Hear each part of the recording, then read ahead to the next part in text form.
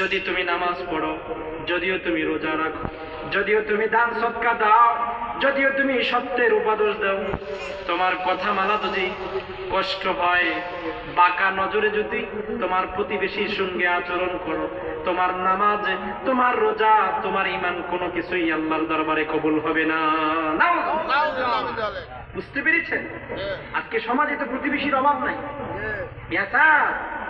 আপনি বুঝছেন মানচিত্র? বাংলাদেশের মানচিত্র শিখছেন, প্রতিবেশীর মানচিত্র শিখতে হবে না? প্রতিবেশী কারা? হযরতে হাসান, আল্লাহর হাবিবের কলিজার টুকরা নাতি, করোনা করেন।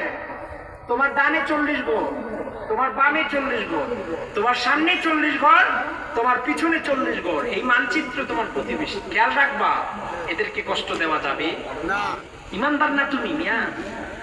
মিয়া স্যার, প্রতিবেশী না খাই আছে আর তুমি হজে দৌড়াও খালি। হ্যাঁ, তোমার টাকা দিছে বলে তুমি খালি হজ করবা? প্রতিবেশী দিনের পর দিন না খাই আছে আর তুমি হজে দৌড়াও। হুজুর দোয়া কইরেন এবার গেলে 9 বার। কয়বার? 9 বার। পাশের ঘরের মানুষ, এই মানুষটা দিনের পর দিন না খাই আছে, 9 বার হিসাব করে। কয়বার? 9 বার।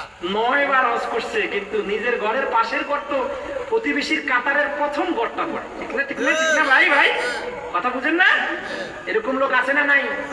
আছে না নাই? আছে। প্রিয় ভাই আমার, প্রতিবেশীর কিছু হক আছে। আল্লাহর হাবিবের জালিলুল কদর সাহাবী হযরত মুআজ, যেই মুআজ ছিলেন এমনি একজন সাহাবী। শাম দেশ থেকে একদল লোক আসলো আল্লাহর হাবিবের কাছে, এসে বললেন, হাবিবে কিবরিয়া, আমাদের একজন গভর্নর দরকার, আপনি আমাদেরকে একজন নেতা নিয়োগ করে দেন। হাবিবে কিবরিয়া বলেন, আমার সাহাবী হযরত মুআজ, তুমি আছো? মুআজ বলেন, লাব্বাইক ইয়া রাসূলুল্লাহ।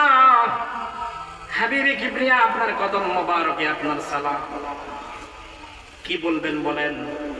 কয়, আমি আমার পক্ষ থেকে শাম দেশের গভর্নর হিসেবে তাদের